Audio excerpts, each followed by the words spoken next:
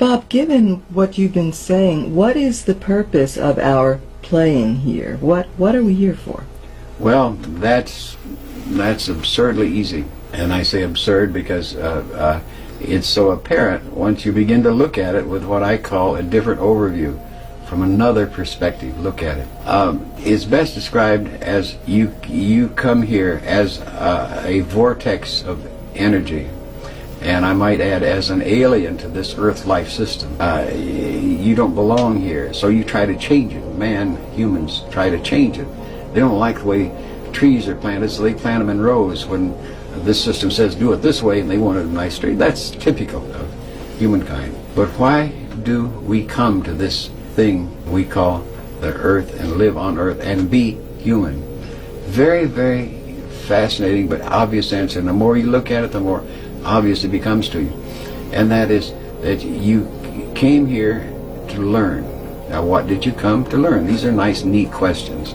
What did you come to learn? You came to learn a measurement system.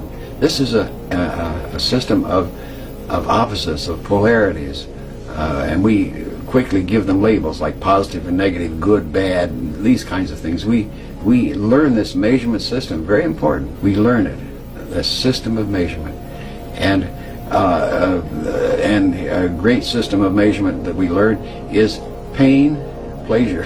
And we know, how in the world could you know pleasure if you didn't know pain? The most boring thing that you could do is have a very even life with no pain or no pleasure. You couldn't stand it. You've got to have these, and we search for those pain and pleasure things. We go out of our way to do it. So if you think in terms of the whole concept of living here to learn measurements, now that's the first. The second is very interesting, is that you learn to manipulate energy. I move my arms like this, my hands, I move my eyes and so on.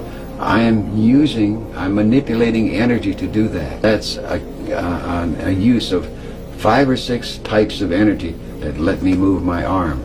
And we learn these very automatically.